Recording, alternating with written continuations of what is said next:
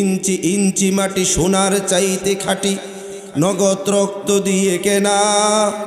কসম সেই খোদার একটি কোনাও তার কেড়ে নিতে কেউ পারবে না। বাংলাদেশের তৌহিদি জনতা এখনো ঘুমিয়ে পড়ে নাই। যারা ফ্যাসিস্ট সরকারকে এই দেশ থেকে উচ্ছেদ করেছে সেই সমস্ত যুবক এখনো ঘুমিয়ে যায় নাই। তৌহিদি জনতা এখনো ঘুমিয়ে যায় নাই, অস্ত্র জমা দেয় নাই। এই দেশের ইসলামী তৌহিদি জনতা আবারও যদি জাগ্রত হয়ে যায়, বিদেশি পরাশক্তির সামনে এই মুসলমান জাতি কখনো মাথা স্বীকার করতে পারে না। চিল্লায় বলেন ঠিক কিনা? আমাদেরকে বুঝতে হবে আমরা কোন ধর্মের উপরে আছি। ইসলাম আমাদেরকে কি শিক্ষা দেয়? ইসলাম আমাদেরকে বলে তোমার রাষ্ট্র, তোমার এই রাষ্ট্রের ভিতরে আল্লাহর জমিনে আল্লাহর দ্বীন কায়েমের জন্য আল্লাহ রাব্বুল আলামিন আমাদেরকে পাঠিয়েছেন। সুতরাং রাষ্ট্রের ইঞ্চিতে যখন হাত দেওয়া হবে, বুঝতে হবে আমাদের আত্মমর্যাদায় লেগে গিয়েছে। রাষ্ট্রের ব্যাপারে যখন কোনো কথা হবে, এই বাংলার প্রতিটি মুহূর্ত, প্রতিটি ইঞ্চি, প্রতিটি জায়গা প্রত্যেকটা মুসলমানের একটা ইমানের ঘাঁটি। জোরে বলেন ঠিক কিনা? এই জন্য ভাইরা আমার, ইসলাম বলে রাষ্ট্রকে সুন্দরভাবে সাজালে কোনো বিদেশি পরাশক্তি তোমার দিকে চোখ রাঙিয়ে তাকাতে পারে না। আর যদিও কেউ তাকায়, সেই রক্ত চক্ষুকে মুসলমানের হাত দিয়ে উপড়ে ফেলার শিক্ষা দিয়েছে। চিল্লায় বলেন আল্লাহু আকবার। বাংলার প্রতিটি জায়গা, প্রতিটি ইঞ্চি মাটি মুসলমানের ইমানের ঘাঁটি, এবং এই প্রতিটা জায়গায় মোমেন মুসলমানের ইমান, ইসলাম এবং এর সার্বভৌমত্ব রক্ষা করা প্রতিটি মোমেন এবং মুসলমানের দায়িত্ব। এই জন্য ভাইরা আমার, আপনারা যদি, আমরা যদি এখন ফিলিস্তিনের তাকিয়ে দেখি, তাদের ভিতরে ইমানই শক্তি ছিল, ইসলামের শক্তি ছিল। যেই ফিলিস্তিন এখন যুদ্ধ বন্ধের প্রস্তুতির জন্য ইসরায়েল বাহিনী যে ফিলিস্তিনের উপরে যে আক্রমণ চালিয়েছিল, সেটা কিছুদিনের জন্য স্থগিত করতে বাধ্য হয়েছে। এটা শুধুমাত্র ঈমান এবং ইসলামের পাওয়ার। আল্লাহ রাব্বুল আলামিন বলেন, ইন্নাল্লাহা লা ইউগাইয়িরু মা বিকওমিন হাত্তা ইউগাইয়িরু মা বিআনফুসিহিম। কোন জাতি, কোন জনগোষ্ঠী যখন তার ভাগ্য পরিবর্তন করতে চায়, আল্লাহ রাব্বুল আলামিন বলেন সেই বান্দার সেই ভাগ্যকে পরিবর্তন করার জন্য আমি রাস্তা দেখিয়ে দেই। জোরে বলুন সুবহানাল্লাহ। এই জন্য ভাইরা আমার, ইসলামকে যদি আমরা মানতে পারি, ঈমানকে যদি আমরা মানতে পারি, তাহলে আমাদের দেশ পরিচালনা করা, আমাদের ইসলামী নীতির উপরে চলা আমাদের জন্য সহজ হয়ে যাবে। আর ইসলামের উপরে যখন আমরা চলতে পারবো, ঈমানের উপরে যখন চলতে পারবো, আমাদের জীবন সুন্দর হয়ে যাবে, আমাদের আখিরাত সুন্দর হয়ে যাবে, আমাদের পরকাল সুন্দর হয়ে যাবে, আমাদের পরিবার সুন্দর হয়ে যাবে, আমাদের রাষ্ট্র ব্যবস্থা সুন্দর হয়ে যাবে। এই জন্য আল্লাহ রাব্বুল আলামিন আমাদেরকে কোরআনুল কারীমের ভিতরে একটি আয়াত বর্ণনা করেছেন। সূরা মুমিনের ভিতরে, সূরা মুমিনুনের 8 নম্বর আয়াতে আল্লাহ রাব্বুল আলামিন বলেন, বান্দা, তোমরা যখন নিজেদের জীবনকে ইসলামের মাধ্যমে সুসংহত করবে, সংগঠিত করবে, একত্রিত যখন করবে, তখন তোমাদের ঠিকানা হবে জান্নাত। রব্বানা ওয়া আদখিলহুম জান্নাতি আদনিন আল্লাতী ওয়া'আদতাহুম ওয়া মান সালাহা মিন আবাইহিম ওয়া আজওয়াজিহিম ওয়া যুররিয়াতিহিম ইন্নাকা আনতাল আজিজুল হাকীম।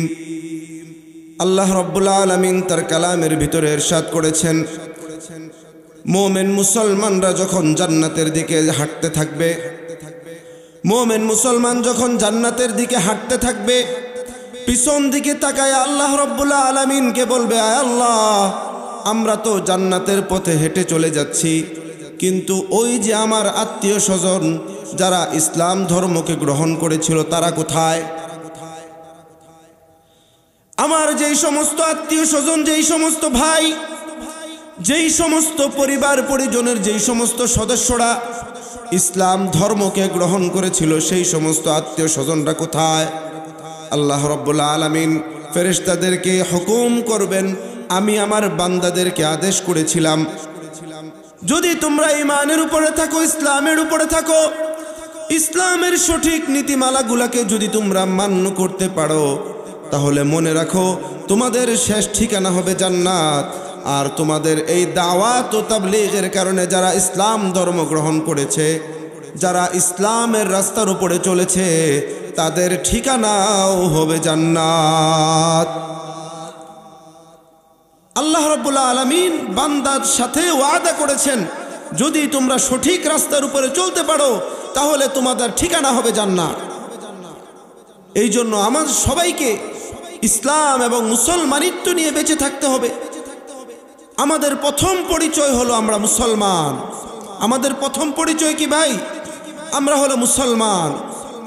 এই জন্য ভাইরা আমার, মুমিন মুসলমান বন্দুকের সামনে নিজের জীবনটাকে বিলায় দিতেও দ্বিতীয়বার চিন্তা করে না। চিল্লায় বলেন ঠিক কিনা?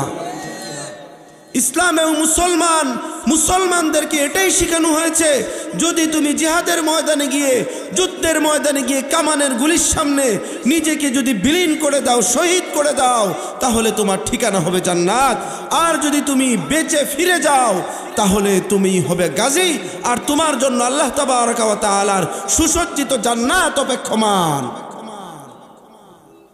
এই জন্য মুমিন মুসলমানরা কখনো জান দিতে দেরি করে না। ইসলামকে, মুসলমানিত্বকে রক্ষা করার জন্য এই বাংলার তৌহিদি জনতা কখনো পিছপা হটে নাই, অদূর ভবিষ্যতেও কখনো হবে না। চিল্লায় বলেন আল্লাহু আকবার। এই জন্য ভাইরা আমার, ইসলামকে আমাদেরকে বুঝতে হবে। ইসলাম আমাকে আপনাকে কি শিক্ষা দেয়? ইসলাম আমাকে আপনাকে দেশপ্রেম শিক্ষা দেয়। ইসলাম আমাকে আপনাকে সঠিক মানুষ হওয়ার শিক্ষা দেয়। ইসলাম আমাকে আপনাকে নামাজি হওয়ার কথা বলে। ইসলাম আমাকে আপনাকে একজন আদর্শবান বাবা হওয়ার তাগিদ দেয়, আদর্শবান বাবা হওয়ার শিক্ষা দেয়। অনেক সময় সন্তানরা দেখা যায় পিতামাতার কথা শুনে না। বাবা সন্তানের কথাও শুনে না, সন্তানও বাবার কথা শুনে না। সন্তান বাবার কাছে একটা খারাপ আবদার করলেও বাবা পিতা হিসেবে তার পিতৃত্বের জায়গা থেকে সেটাকে পূরণ করে দেয়। আল্লাহ রাব্বুল আলামিন সূরা মুমিনুনের ভিতরে ইরশাদ করেছেন, যদি কোনো বান্দা খারাপ করার কারণে তার স্থান জাহান্নাম হয়ে যায়, জাহান্নামে যাওয়ার আগে সেই সন্তান আল্লাহ পাকের কাছে একটা আবদার করে, একটা আরজি করে, একটা আশা করে। সেই আশাটা কি? وقال الذين كفروا ربنا أرنا الذين أضلانا من الجن والإنس وقال الذين كفروا ربنا أرنا الذين أضلانا من الجن والإنس نجعلهما تحت أقدامنا ليكونا من الأسفلين।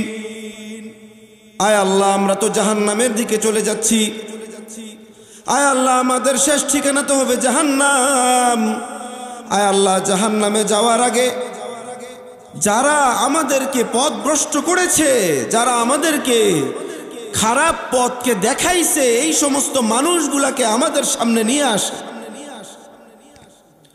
ইন্নাল্লাযীনা ক্বালু রাব্বুনাল্লাহ সুম্মা ইসতাকামু তাতানাজ্জাল আলাইহিমুল মালায়েকাতু আল্লা তাখাফু ওয়া লা তাহজানু ওয়াবশিরু বিল জান্নাতিল্লাতী কুনতুম তুআদুন। আয় আল্লাহ, যেই সমস্ত মানুষেরা আমাদেরকে দুনিয়ায় পথভ্রষ্ট করেছিল, যেই সমস্ত পিতারা আমাদেরকে সঠিক রাস্তার কথা শোনায় নাই, যেই সমস্ত বাবা নিজে ফজরের নামাজে গিয়েছে কিন্তু সন্তানকে নামাজের জন্য বলে নাই, নিজে নামাজ আদায় করেছে, নিজে ভালো কাজ করেছে কিন্তু সন্তানকে ভালো কাজের আদেশ দেয় নাই, সন্তানকে ভালোর দিকে আহ্বান করে নাই, এমন সন্তানরা আল্লাহ রাব্বুল আলামিনের দরবারে আরজি পেশ করবে, আল্লাহ আমরা তো জাহান্নামে চলেই যাচ্ছি, আমাদের সামনে আমাদের মাতা পিতাকে উপস্থাপন করে। আল্লাহ রাব্বুল আলামিন বান্দাকে লক্ষ্য করে বলবেন, বান্দা তুমি কেন তোমার মাতা পিতাকে জাহান্নামের সামনে আনতে বলতেছ? বান্দা তখন জবাব দিবে, আল্লাহ এই মাতা পিতা আমাকে সৎ পথের কথা বলে নাই, এই মাতা পিতা আমাকে রসুলের সুন্নত দাড়ি রাখার কথা বলে নাই, এই মাতা পিতা আমাকে টুপি রাখার কথা বলে নাই, এই মাতা পিতা আমাকে সঠিক রাস্তা দেখায় নাই। আয় আল্লাহ, এই মাতা পিতার কারণে যেহেতু আমি এখন জাহান্নামের পথে হাঁটতেছি, আয় আল্লাহ এই মাতা পিতাকে আমার সামনে শোয়া দেন। এই মাতা পিতাকে আমি আমার পায়ে পদদলিত করে, পায়ে পাড়া দিয়ে, বুকের উপর পাড়া দিয়ে এরপর আমি জাহান্নামে যাই। কার জন্য আমরা কি করতেছি? যেই সন্তানের জন্য আমরা এত লাফালাফি, এত চিল্লাচিল্লি, এত সুদ ঘুষ, এত কামাই, এত রুটি, এত রুজি করছি, এই সন্তানরা আমার আপনার জন্য আল্লাহর দরবারে বলবে, আল্লাহ এরা আমাকে সৎ পথের কথা বলে নাই, ভালো কাজের কথা বলে নাই। আয় আল্লাহ, এখন জাহান্নামের সামনে এদেরকে শোয়া দেন, এদের উপরে পাড়া দিয়া, এদেরকে পায়ের নিচে পিষ্ঠ করে এরপরে আমরা জাহান্নামে যাই। আল্লাহ রাব্বুল আলামিন তখন বান্দাদেরকে লক্ষ্য করে বলবেন, ইন্নাল্লাযীনা ক্বালু রাব্বুনাল্লাহ। আল্লাহ রাব্বুল আলামিন বান্দাকে লক্ষ্য করে বলবেন, বান্দা তুমি যদি তোমার সন্তানকে সঠিক রাস্তার দিকে পথ দেখাইতা, তোমার সন্তানকে যদি হারাম থেকে দূরে রাখতা, তোমার সন্তানকে যদি তুমি খারাপ পথ থেকে বিরত রাখতা, আজকে তোমার জন্য থাকতো সুসংবাদ, আজকে তোমার জন্য থাকতো জান্নাতের পরম শান্তির জায়গা। ওগো বান্দা, যেহেতু তুমি দুনিয়াতে সন্তানকে ভালো পথ দেখাও নাই, সন্তানকে সঠিক রাস্তা দেখাও নাই, এই জন্য তোমার ঠিকানা আজকে হবে জাহান্নাম। এই জন্য ভাইরা আমার, আমরা কার জন্য কি করছি এটা আমাদেরকে খেয়াল রাখতে হবে। সন্তানকে যদি আমরা ভালো শিক্ষা দেই, সন্তান আমাদের জন্য উপকারে আসবে। সন্তানকে যদি আমরা ভালো শিক্ষা দেই, এই সন্তান আমাদের আখেরাতে কাজে আসবে। আর এই সন্তানকে যদি আমরা কোরআন হাদিসের শিক্ষা দেই, তাহলে হাদিসের ভিতরে তো এরকম আসছে, আল্লাহ রসুল সাল্লাল্লাহু আলাইহি ওয়াসাল্লাম বলেন, বান্দা যখন জান্নাতে প্রবেশ করবে, কোনো বান্দা যখন জান্নাতে প্রবেশ করবে, জান্নাতে প্রবেশ করার পরে বান্দা পিছনের দিকে তাকায় বলবে, আল্লাহ আমাকে তো জান্নাতে প্রবেশ করায় দিলা, আমার পরিবার পরিজন কোথায়? আমার পরিবার পরিজন কোথায়? ফেরেশতারা তখন বলবে, তোমার পরিবার পরিজন তারা তো সঠিক কাজ ভালো মতো করে নাই, দ্বীনের দাওয়াতের উপরে ছিল না, সঠিক রাস্তার উপরে ছিল না, এই জন্য তাদেরকে আমি জাহান্নামে পাঠিয়ে দিয়েছি, জান্নাতে প্রবেশ করতে পারে নাই। তখন জান্নাতি ব্যক্তি আল্লাহর কাছে দরখাস্ত করবে, আল্লাহ আমি নেক আমল করেছিলাম আমার নিজের জন্য এবং আমার পরিবার পরিজনের জন্য, আয় আল্লাহ আমি জান্নাতে আজকে প্রবেশ করেছি, আমার পরিবার পরিজন দূরে রয়েছে, আমার ভালো লাগছে না। আল্লাহ বলেন, বান্দা তাহলে কি করতে হবে? বান্দা তখন আল্লাহর কাছে ফরিয়াদ করে বলবে, আল্লাহ আপনি তো কোরআনের ভিতরে ইরশাদ করেছিলেন, রব্বানা ওয়াদখিলহুম জান্নাতি আদনিল্লাতী ওয়া'আদতাহুম ওয়া মান সালাহা মিন আবাইহিম ওয়া আজওয়াজিহিম ওয়া যুররিয়াতিহিম ইন্নাকা আনতাল আজিজুল হাকীম। আল্লাহ বলেন, বান্দা তুমি যে আয়াত তেলাওয়াত করেছো, এই আয়াতের সারমর্ম হলো এই, আয় আল্লাহ আপনি যাদেরকে জান্নাত দিয়েছেন তাদেরকে জান্নাতে স্থায়ী করে দেন। ওয়া মিন আবাইহিম ওয়া যুররিয়াতিহিম, আয় আল্লাহ আমাদেরকে জান্নাতে স্থায়ী করেছেন, কিন্তু আমাদের বংশধর পিতামাতা আত্মীয় স্বজন সবাই তো জাহান্নামে রয়েছে।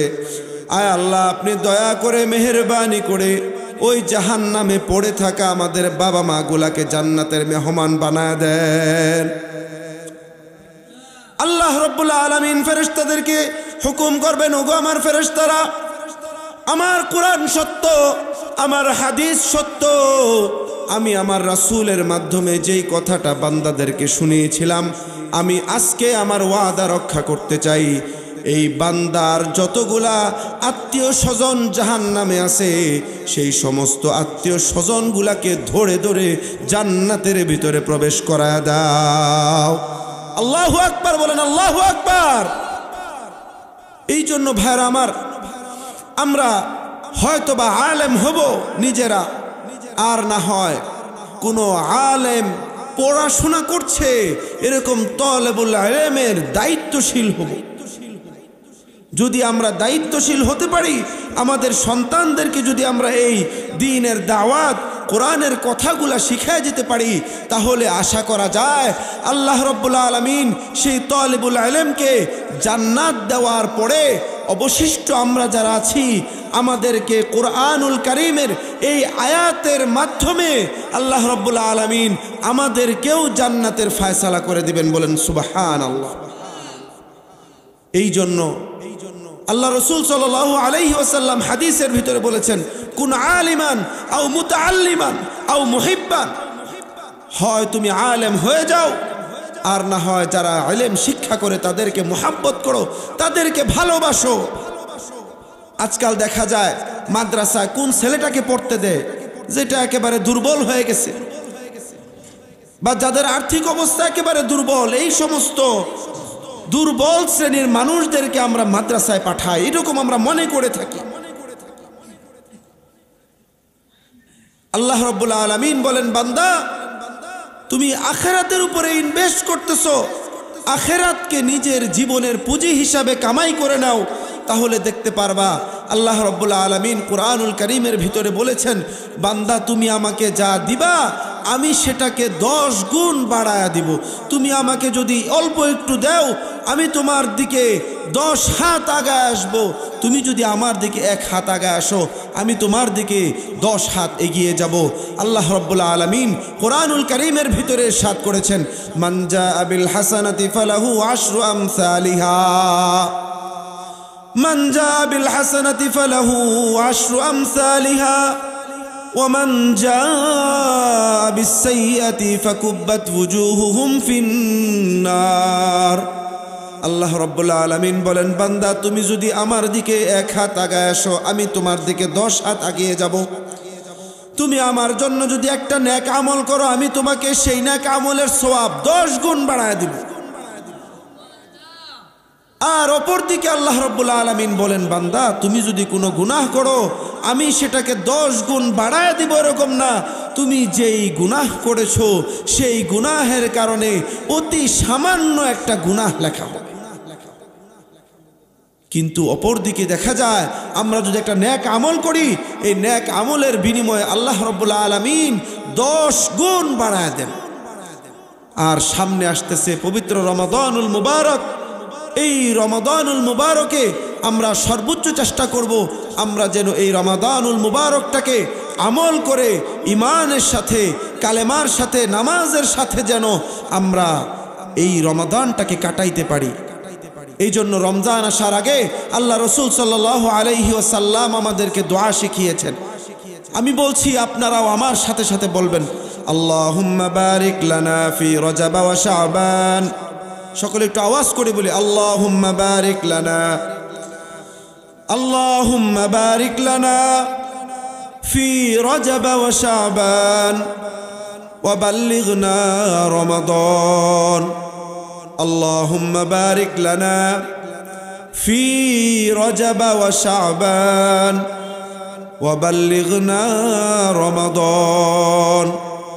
اللهم بارك لنا في رجب وشعبان وبلغنا رمضان।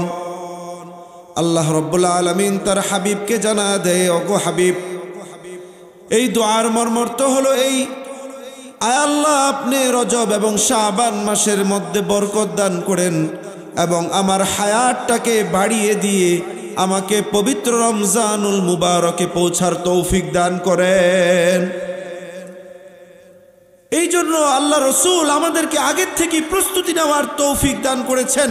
আমরা হায়াতে আছি, কার কখন মৃত্যু এসে যায় আমরা কেউ জানি না, কে কখন চলে যায় আমরা কেউ বলতে পারবো না, কিন্তু আমাদেরকে দোয়া করতে হবে, আয় আল্লাহ আমাকে নেক কাজ করার তৌফিক দান করো। যদি আমরা এই দোয়া করি, আল্লাহ তাবারাকা ওয়া তাআলা আমাদের এই নেক আমলের এবং নেক নিয়তের কারণে আমাদেরকে পবিত্র রমজানুল মুবারক পাওয়ার তৌফিক দান করে দিয়েও দিতে পারেন। বলেন আল্লাহু আকবার। এমনও আছে রমজানুল মুবারক শুরু হওয়ার আগেই হায়াত শেষ হয়ে গেছে, মানুষ চলে গিয়েছে। এই জন্য ভাইরা আমার, আল্লাহ তাবারাকা ওয়া তাআলার দরবারে দোয়া করা যে আল্লাহ আপনি আমাদেরকে পবিত্র রমজানুল মুবারক পাওয়ার তৌফিক দান করেন। জোরে বলেন আমিন, আরেকটু জোরে বলেন আমিন। এই জন্য ভাইরা আমার, বলতেছিলাম যে কথা, বান্দা যখন পুল সিরাত পার হয়ে যাবে, জান্নাতের ভিতরে প্রবেশ করবে, তখন পিছন দিকে তাকায়া ওলামায়ে কেরাম এবং জান্নাতি মানুষেরা নিজেদের আত্মীয় স্বজনদেরকে ডাকবে যে আল্লাহ আমার অমুক ভাই পিছনে পড়ে আছে, আল্লাহ আমার অমুক বাবা পিছনে পড়ে আছে, আয় আল্লাহ আমার চাচাটা পিছনে পড়ে আছে। আল্লাহর দরবারে এইভাবে ফরিয়াদ করবে। আল্লাহ রাব্বুল আলামিন বান্দার ফরিয়াদ শুনে সেই বান্দাকে যারা জাহান্নামে, তাদেরকে ডেকে ডেকে জান্নাতে প্রবেশ করায় দিবেন। এই জন্য ভাইরা আমার, আমরা হয় আলেম হব, না হয় দিন শিক্ষা করব, আর না হয় আমরা আলেমদেরকে মোহাব্বত করব, তালিবুল ইলমদেরকে মোহাব্বত করব, মাদ্রাসাওয়ালাদেরকে মোহাব্বত করব, যারা মাদ্রাসাকে ভালোবাসে তাদেরকেও আমরা মোহাব্বত করব। মুফাসসিরিনে কেরাম উল্লেখ করেছেন যে শেষ জামানায় এমন একটা সময় আসবে যেই সময়ে ঈমান নিয়ে বেঁচে থাকা কঠিন। কেমন কঠিন হবে? আগুন যেরকম হাতের তালুতে নিয়ে থাকা যায় না, ঠিক তেমনিভাবে ঈমান নিয়ে মুমিন মুসলমান সঠিকভাবে থাকতে পারবে না। বান্দার সকালে ঈমান আছে তো বিকালে ঈমান শেষ হয়ে যায়, আবার বিকালে ঈমান এনেছে তো সকালবেলা সে কাফের হয়ে যাবে। এমন একটা সময় আসতেছে। এই জন্য আমাদের সবাইকে ঈমানের দৌলত, ঈমানের মহাব্বত, ঈমানের আজমত যেন আমাদের থাকে, এই বিষয়টাকে খেয়াল রাখতে হবে। এই জন্য বিভিন্ন উলামায়ে কেরাম আমাদেরকে উপদেশ দিয়েছেন, কহো না যা ইস শহর সে, কহো না যা ইস শহর শাম সে, কবি উধর হো যা কবি ইধর হো যা। হে বুদ্ধিমান মানুষেরা, আগামী দিন কি করবা এটার জন্য তোমার কোনো পরিকল্পনা রাখার দরকার নাই। সকালবেলা যখন পাখিরা ঘর থেকে বের হয়, খালি পেটে বের হয়, সন্ধ্যার সময় বান্দা, সন্ধ্যার সময় সেই পাখিগুলা ভরা পেটে ঘরের ভিতরে ফিরে যায়। সুতরাং ওহে মুমিন মুসলমান, তোমাকে রিজিক নিয়ে চিন্তা করার কোনো প্রয়োজন নাই। আল্লাহ রাব্বুল আলামিন বলেছেন, ইয়া আইয়ুহাল্লাযীনা আমানু ইযা নুদিয়া লিস-সালাতি মিন ইয়াউমিল জুমআহ, যখন নামাজের আহ্বান হয়, যখন মুমিন মুসলমানের কানে যখন আজানের ধ্বনি আসে, মুয়াজ্জিন যখন হাইয়া আলাস সালাহ, হাইয়া আলাল ফালাহ, আসসালাতু খায়রুম মিনান নাওম, আসসালাতু খায়রুম মিনান নাওম, এই শব্দগুলা দিয়ে যখন মুমিন মুসলমানদেরকে নামাজের জন্য ডাকা হয়, মুমিন মুসলমানদেরকে যখন মসজিদের দিকে আহ্বান করা হয়, তখন মুমিন মুসলমানের দায়িত্ব হলো দুনিয়ার সমস্ত কাজকর্মকে ফেলে দিয়ে মসজিদে নামাজ আদায়ের জন্য যাওয়া। নামাজ আদায়ের জন্য মসজিদে যাওয়া, এটা হলো মুমিন আর মুসলমানের দায়িত্ব। আল্লাহ রাব্বুল আলামিন বলেছেন, আজানের ধ্বনি আসার সাথে সাথে মসজিদে চলে আসো, সবচেয়ে উত্তম রিজিক আমি তোমাকে দান করব। বলুন সুবহানাল্লাহ। ফাইদা কুদিয়াতিস সালাতু ফান্তাশিরু ফিল আরদি, আবার আল্লাহ তাবারাকা ওয়া তাআলা বলতেছেন, যখন নামাজ শেষ হয়ে যায়, যখন সালাতটা শেষ হয়ে যায়, ফান্তাশিরু ফিল আরদি ওয়াবতাগু মিন ফাদলিল্লাহ, আল্লাহর জমিনে রিজিকের জন্য বের হয়ে যাও। আল্লাহর জমিনে রিজিকের জন্য বের হয়ে যাও। আল্লাহ রাব্বুল আলামিন কোন মুমিন মুসলমানকে না খাওয়ায় রাখবেন না। আল্লাহ রাব্বুল আলামিন দুনিয়ার জমিনের বিভিন্ন আনাচে কানাচে বিভিন্ন স্থানে মুমিন মুসলমানের জন্য রিজিক রেখে দিয়েছেন। সুতরাং নামাজ আদায় হয়ে গেছে, তুমি এখন রিজিকের জন্য বের হয়ে যাও, রিজিক অন্বেষণ করো এবং রিজিক অন্বেষণ করে হালাল উপার্জন করো। যখন হালাল উপার্জন করতে পারবা তখন তোমার ঈমানটা মজবুত হবে। যখন ঈমান মজবুত হবে আমল করা সহজ হবে।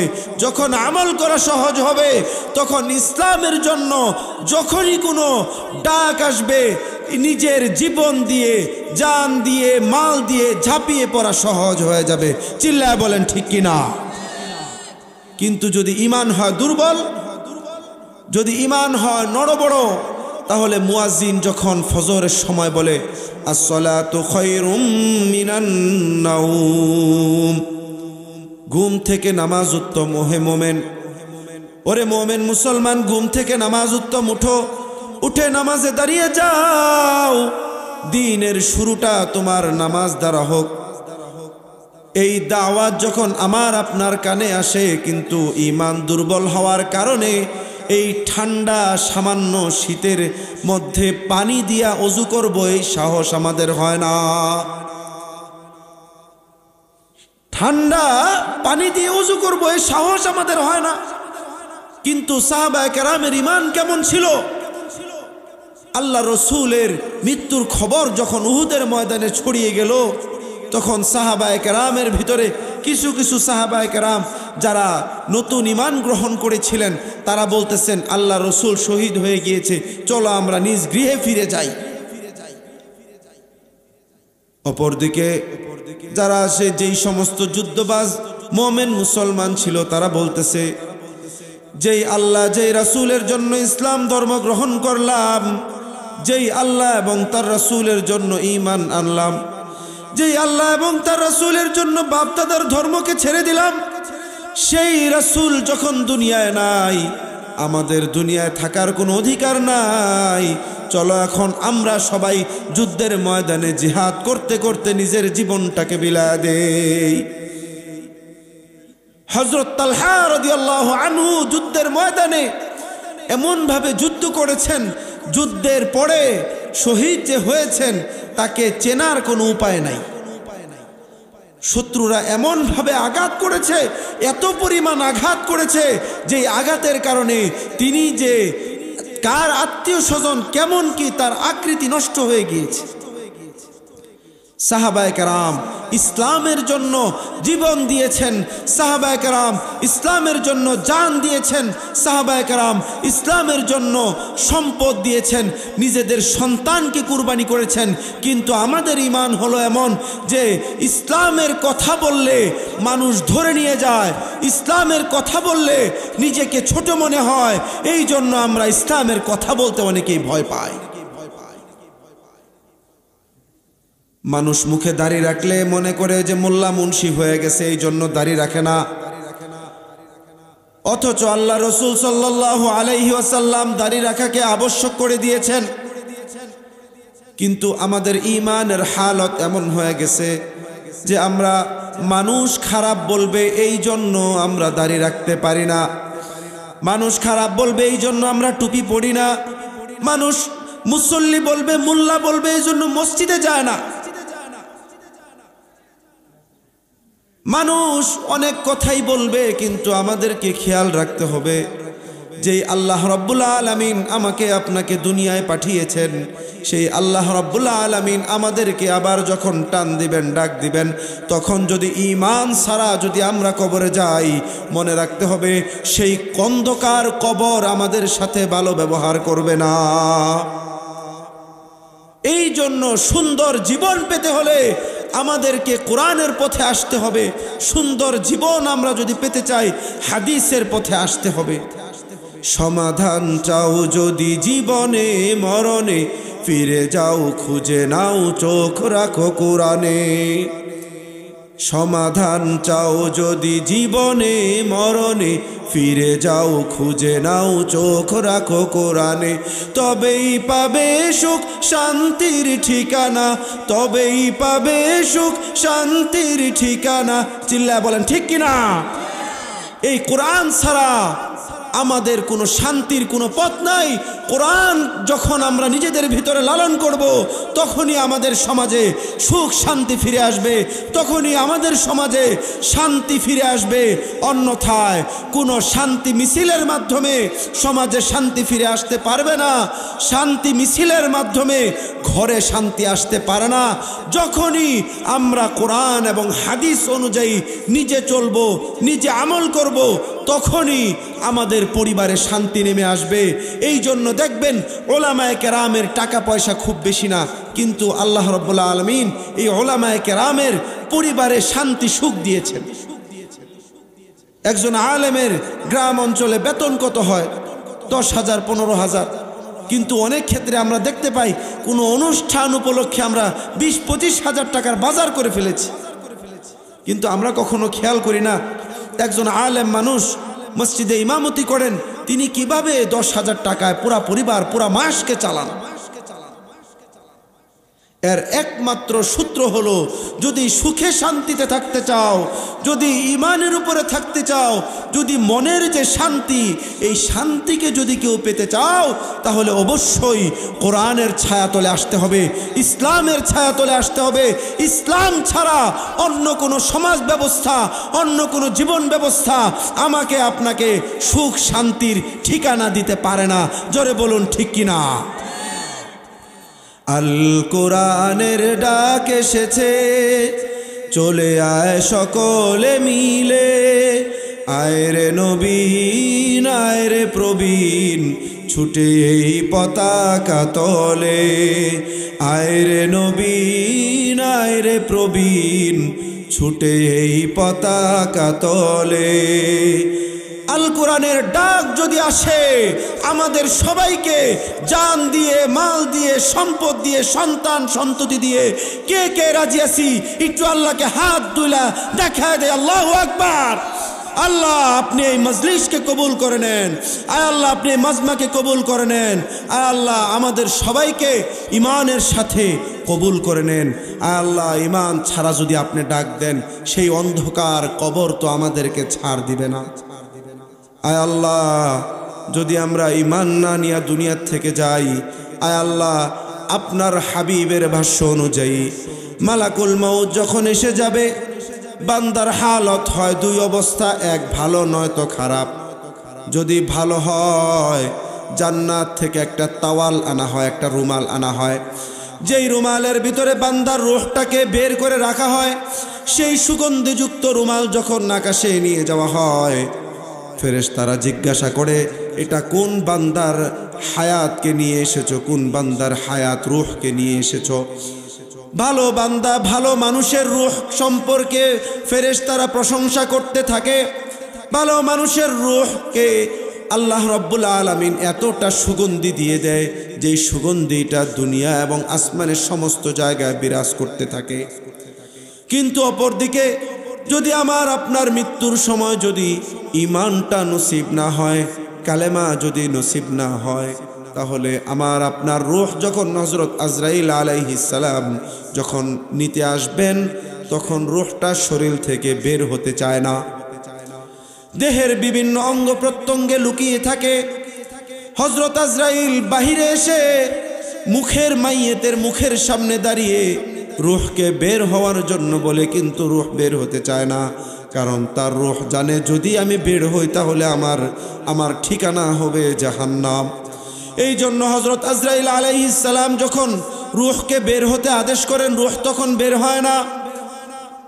হযরত আজরাইল সর্বশেষ সেই মাইয়েতকে আযাবের মাধ্যমে কষ্ট দিয়ে সেই রূহটাকে দুনিয়া থেকে বের করে, দুনিয়া থেকে যখন বের করে নেওয়া হয়, বান্দার শরীর থেকে যখন রূহটা বের হয়ে যায়, সেই সময় সেই রূহ থেকে দুর্গন্ধ বের হতে থাকে।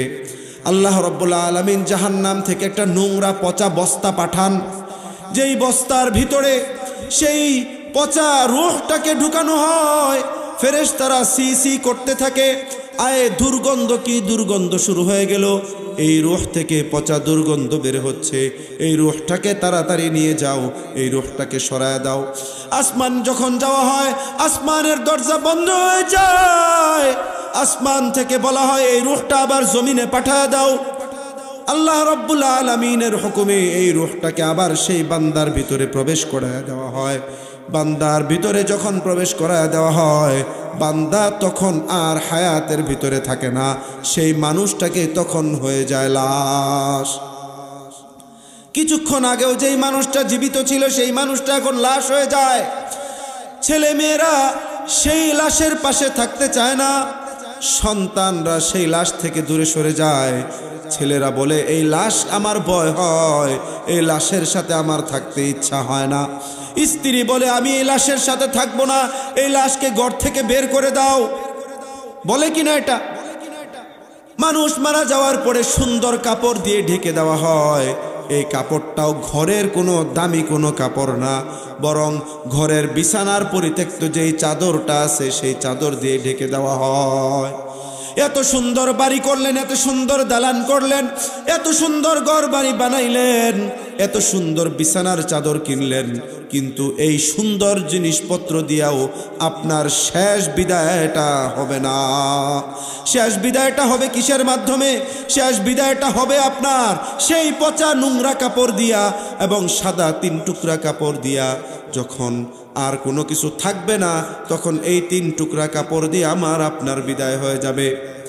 যখন আমি আপনি বিদায় হয়ে যাব, আমাকে আপনাকে যখন গোসল দেওয়ানো হবে, গোসল দেওয়ার পরে আল্লাহ রাব্বুল আলামিন বলেন যেই বান্দা ভালো মানুষ সে জান্নাতে যাওয়ার জন্য আগ্রহ প্রকাশ করতে থাকবে। আল্লাহকে বলবে আল্লাহ তাড়াতাড়ি আমার দাফন কাফনের ব্যবস্থা করো। সে জান্নাতে যাওয়ার জন্য আগ্রহী হয়ে থাকে। আর অপরদিকে যেই বান্দা খারাপ মানুষ, যেই বান্দা নাফরমান ছিল, সে দুনিয়ার মানুষদেরকে ডাকে বাঁচাও, আমাকে বাঁচিয়ে নিয়ে যাও, আমি আর এইখানে থাকতে চাই না, আমাকে দুনিয়ায় নিয়ে যাও, আমি দুনিয়ার স্থায়ী সম্পদ থেকে মুখ ফিরায় নিতে চাই না, আমি এই দুনিয়ার স্থায়ী সম্পদ থেকে যেতে চাই না। এই জন্য ইমাম আহমদ ইবনে হাম্বল রহমতুল্লাহি আলাইকে একজন জিজ্ঞাসা করলেন, ওগো ইমাম সাহেব, ওগো আলেমে দিন, দুনিয়ার মানুষ কেন সাজানো গুছানো দুনিয়া রেখে জাহান্নাতের দিকে, জাহান্নামের দিকে, মৃত্যুকে ভয় পায়? মানুষ মৃত্যুকে কেন ভয় পায়? ইমাম আহমদ ইবনে হাম্বল রহমতুল্লাহি আলাই বলেন, দুনিয়ায় মানুষ এমন সাজানো গুছানো সংসার রেখে কোনো মানুষ অগুছালু জান্নাত বা জাহান্নামের দিকে যেতে চায় না। জান্নাতের বান্দারা যারা জান্নাতে যেতে চাইবে তারা তো জান্নাতকে চায়, মৃত্যুকে কামনা করে। কিন্তু যারা জাহান্নামের অধিবাসী, যাদের আমল ছিল দুর্বল, যারা খারাপ কাজ করেছে, বদ আমলি করেছে, এই বদ আমলির কারণে তারা এই মৃত্যুকে ভয় পায়, মৃত্যুর থেকে নিজেদেরকে দূরে সরিয়ে রাখে। এই জন্য মোমেন আর মুসলমান মৃত্যুকে কামনা করে, কিন্তু কাফের মুশরিক যারা, তারা মৃত্যুকে কামনা করে না, বরং তারা কুল ইন্নাল মাউতাল্লাযী তাফিররুনা মিনহু ফাইন্নাহু মুলাকীকুম সুম্মা তুরাদ্দুনা ইলা আলিমিল গায়বি ওয়াশ শাহাদাতি ফায়ুনাব্বিউকুম বিমা কুনতুম তা'মালুন। আল্লাহ রাব্বুল আলামিন বলেন, কাফের মুশরিক যারা আছে তারা মৃত্যু থেকে পলায়ন করে, মৃত্যুর থেকে পালিয়ে যাইতে চায়। যখন মৃত্যুর থেকে পালিয়ে যাইতে চায়, আল্লাহ রাসূল সাল্লাল্লাহু আলাইহি ওয়াসাল্লাম মানুষদেরকে হুঁশিয়ার করেছেন, মৃত্যুর থেকে তোমরা কোথাও পালিয়ে যেতে পারবে না। আইনামা তাকুনু ইউদরিকুমুল মাউতু ওয়ালাউ কুনতুম ফি বুরুজিম মুশাইয়াদা। এই মৃত্যুর থেকে তোমরা কোথাও পালিয়ে যেতে পারবে না। এই মৃত্যু থেকে যদি তোমরা পালানোর জন্য চেষ্টা করো, যদি এমন কোনো জায়গা যেখানে কোনো ছিদ্র নাই, যেখানে কোনো কিছু প্রবেশ করার সুযোগ নাই, এমন নিশ্ছিদ্র জায়গাতেও যদি তোমরা প্রবেশ করো, সেই জায়গাতেও তোমাদের প্রবেশের আগেই মালাকুল মউত প্রবেশ হয়ে যায়। এই জন্য মৃত্যু থেকে পালানোর কোনো সুযোগ নাই, মৃত্যু থেকে পালানোর কোনো রাস্তা নাই, মৃত্যু থেকে কেউ কখনো পালাতে পারে না। এই জন্য ভাইরা আমার, মৃত্যু থেকে পালানোর যেহেতু কোনো রাস্তা নাই, আমরা অবশ্যই আমরা ইমানের উপরে চলবো, ইসলামের উপরে চলবো, মুসলমানিত্বকে নিজেদের ভিতরে লালন করব। আল্লাহ তাবারক ওয়া তাআলা আমাদের সবাইকে বুঝবার আমল করবার তৌফিক দান করুন। সকলে বলুন আমিন। আল্লাহ তাবারক ওয়া তাআলা আমাদের সবাইকে কোরআন হাদিস মোতাবেক চলবার তৌফিক দান করুন। আল্লাহ রাব্বুল আলামিন আমাদের সবাইকে পবিত্র রমজানুল মুবারক পাওয়ার তৌফিক দান করুন। যত মুরব্বিয়ানে কেরাম চলে গেছেন, সমস্ত মুরব্বিয়ানে কেরামকে যেন আল্লাহ রাব্বুল আলামিন মাফ করে দেন, তাকে যেন তাদের সবাইকেই যেন আল্লাহ রাব্বুল আলামিন জান্নাতের মেহমান হওয়ার তৌফিক দান করেন। সকলে বলুন আমিন। ওয়া আখির দাওয়ানা আনিল হামদুলিল্লাহি রাব্বিল আলামিন। আসসালামু আলাইকুম ওয়া রাহমাতুল্লাহি ওয়া বারাকাতুহু।